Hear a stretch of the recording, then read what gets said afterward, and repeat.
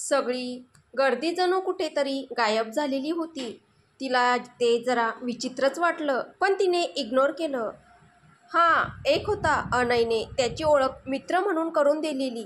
त्याचं नाव आयुष. आता पुढे. त्याच्या घरी आल्यावर तिने पाहिलं तर त्याने एका दिवसात लिओसाठी डॉग हाऊस बनवून घेतलं होतं. तसं तिने लिओला नेऊन तिथे बांधलं आणि आपण आत जायला लागली. पण त्याने तिला दारातच थांबवलं आणि त्याला जमेल तसा विधिवत तिचा गृहप्रवेश केला.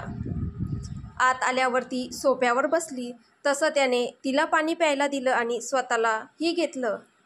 तिने घरभर नजर फिरवली. खरंच त्याचं घर त्याने खूप छान ठेवलं होतं. अगदी जिथली वस्तू तिथे ठेवलेली होती. ही ह्या बाजूची रूम तुझी आहे आणि तिच्या समोरची माझी.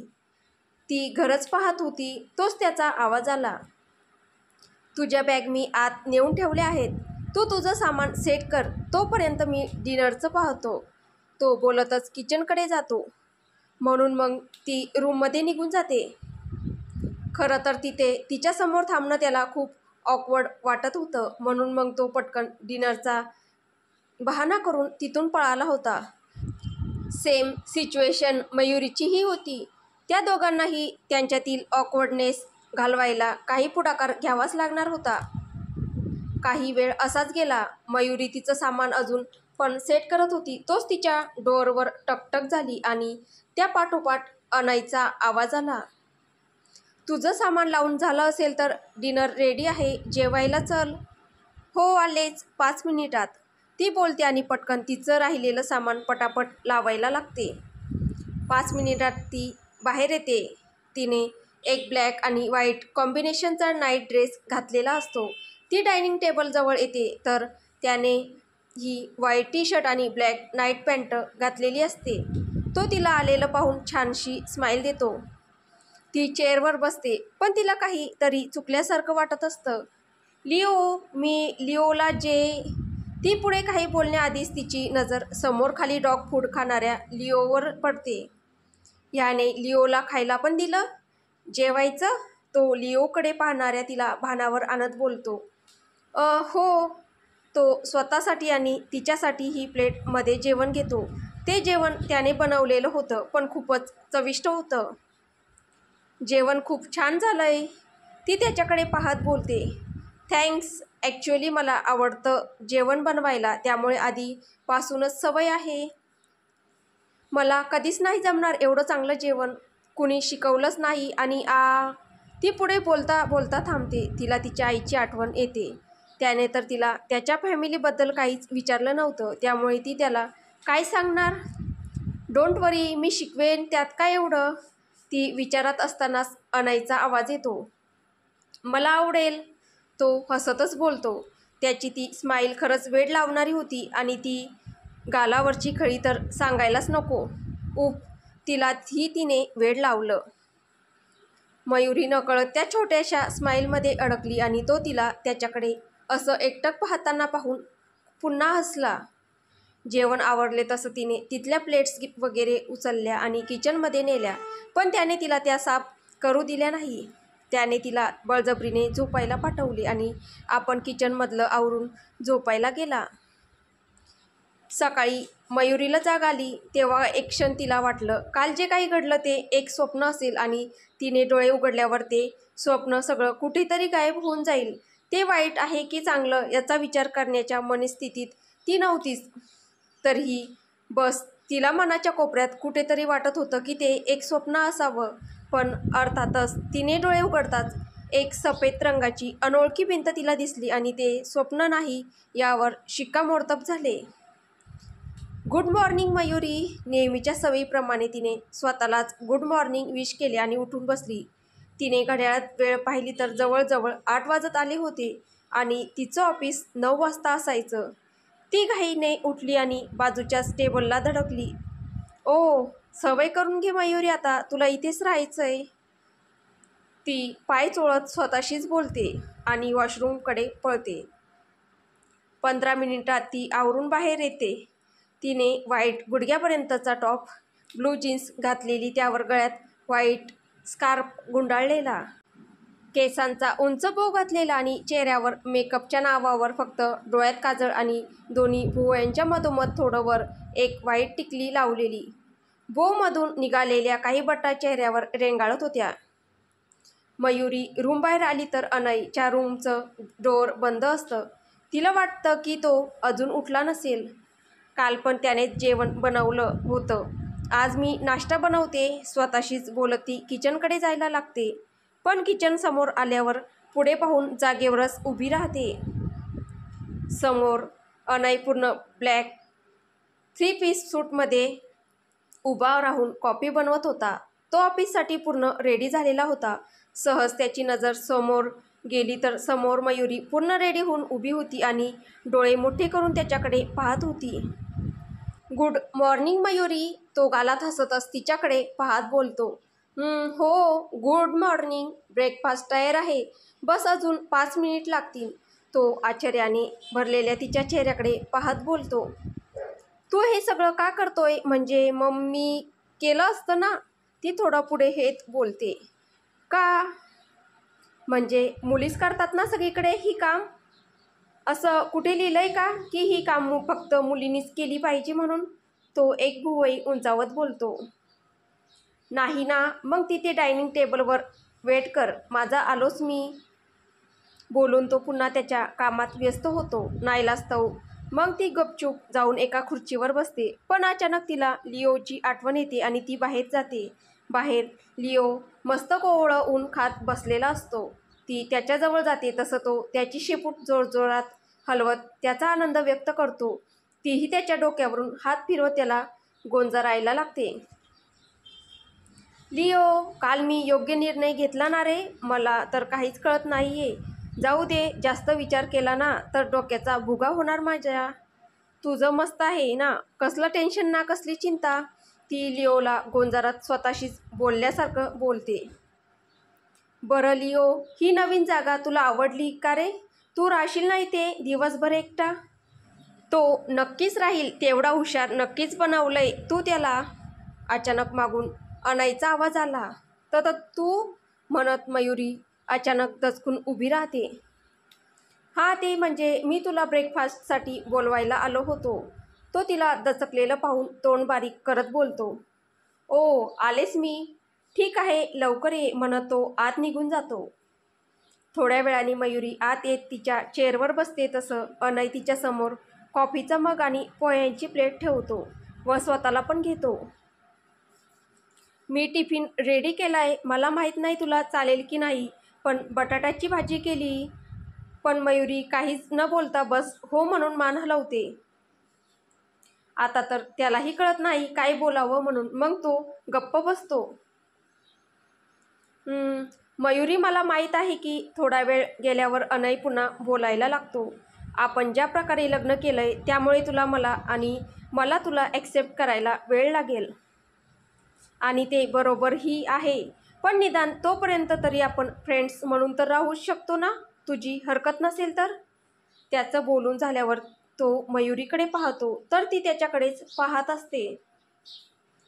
माझी काहीच हरकत नाहीये. अचानक मयुरी बोलते आणि अनयचा जीव भांड्यात पडतो. तो गालातल्या गालात हसायला लागतो.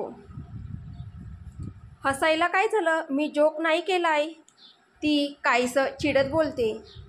सॉरी, ते म्हणजे मला हसायचं नव्हतं. पण तू काहीच बोलत नव्हती आणि अचानक माझी फ्रेंडशिप ॲक्सेप्ट केली म्हणून मला हसायला आलं. सॉरी.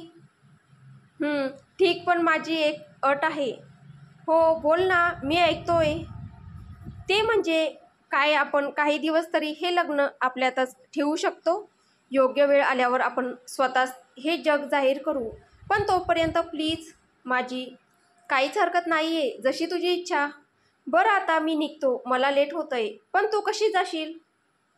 मी ड्रॉप केलं असतं पण मलाच बाजूच्या सिटीत जायचं असतं. त्यामुळे मला नाही जमणार.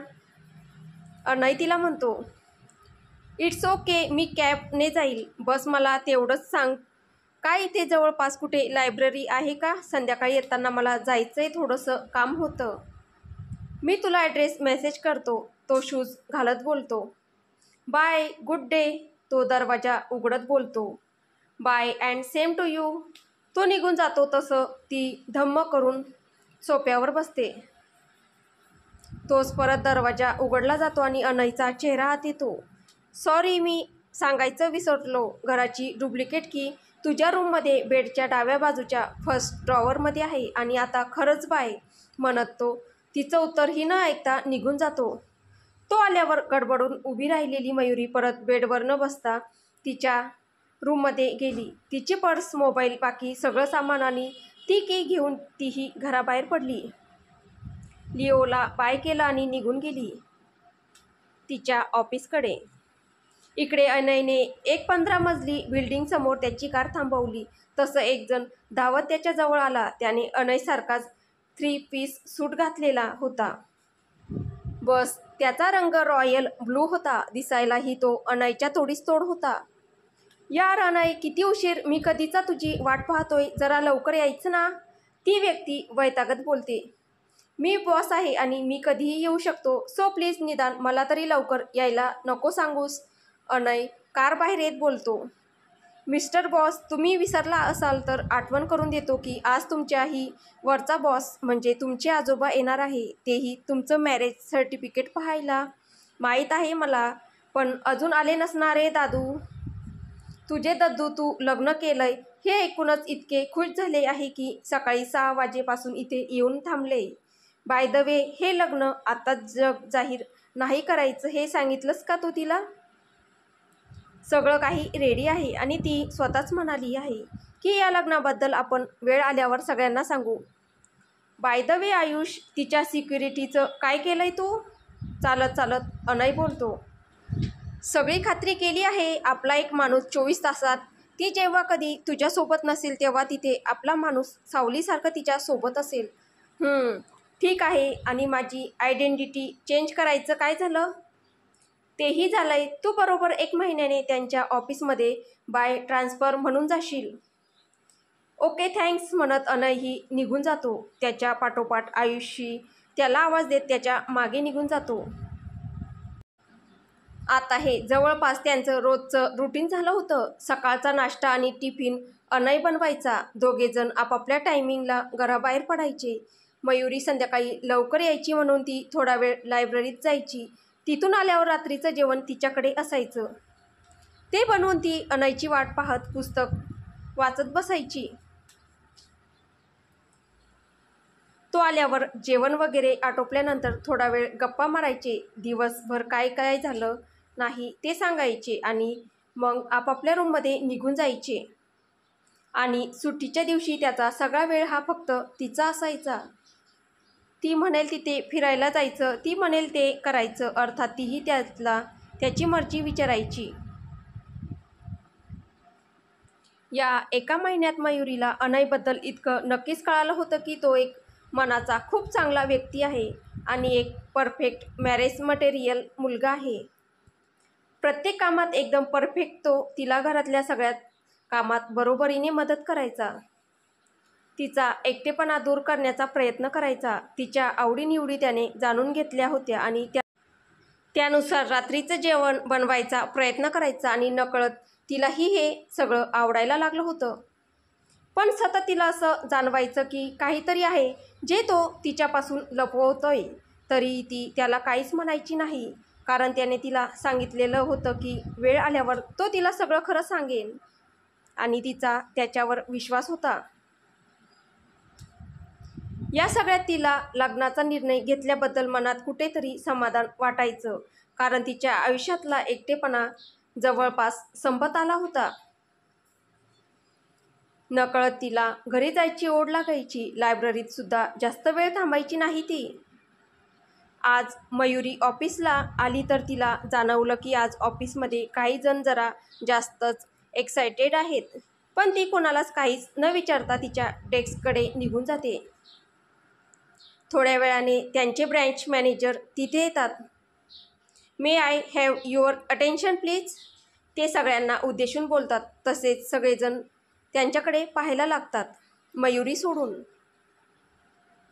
तर नेहमीप्रमाणे यावर्षीही आपल्या ऑफिसमधील काही जणांची दुसऱ्या ब्रँचला ट्रान्सफर झाली आहे आणि तिथल्या काही जणांची इथे त्यातलेच एक आहेत आपले ब्रँच मॅनेजर म्हणजे मी, आणि माझ्या जागेवर ट्रान्सफर होऊन आले आहेत मिस्टर अनय भास्कर.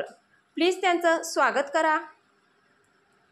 मॅनेजर बोलतात पण कीबोर्डवर फिरणारे मयुरीचे हात नाव ऐकून जागीच थबकतात. ती समोर पाहायला लागते तर खरंच त्यांच्या मॅनेजर शेजारी अनय उभा असतो. अनय इथे कसा? म्हणजे आम्ही दोघे एकाच कंपनीत होतो. मी का कधी त्याला त्याच्या कंपनीचं नाव विचारलं नाही? मयुरी समोरच पाहत असते आणि अनयची नजरही सगळीकडे फिरत तिच्यावर येऊन स्थिरावते. पण त्याच्या चेहऱ्यावरचे भाव मात्र बदलत नाही. मॅनेजर एक एक करत अनयची ओळख सगळ्यांशी करून देत मयुरी जवळ येतात. Mister Anay, meet miss Mayuri. या आपल्या सगळ्यात चांगल्या आणि मेहनती स्टाफपैकी एक आहे. Good morning miss Mayuri. Good morning sir. चला मिस्टर अनय, मी तुमची ओळख तुमच्या असिस्टंटशी करून देतो म्हणत मॅनेजर सर त्याला मीनाक्षीजवळ घेऊन जातात. अनय पण लगेच तिथून निघून जातो. तसं मयुरी पण तिच्या जागेवर बसून घेते. हा अनय आता आमच्या ब्रँचचा मॅनेजर आहे. तसं बरंच आहे म्हणा, पण तरी काळजी तर घ्यावीच लागेल असा स्वतःशीच विचार करून मयुरी स्वतःला नॉर्मल करते आणि पुन्हा कामाला लागते. तो दिवस तसाच जातो. मयुरी आणि अनय दिवसभर आपापल्या कामात व्यस्त असतात. त्यामुळे पुन्हा एकमेकांसमोर येणं होत नाही. तर पुढे काय होईल हे आपल्याला पुढच्या भागात पाहायला भेटेल. तुम्हाला ही कथा कशी वाटते आहे कमेंटद्वारे नक्की कळवा. आणि कथा आवडत असेल तर व्हिडिओला लाईक करा, शेअर करा आणि आपल्या चॅनलवर कोणी नवीन असेल तर चॅनल सबस्क्राईब करा. धन्यवाद.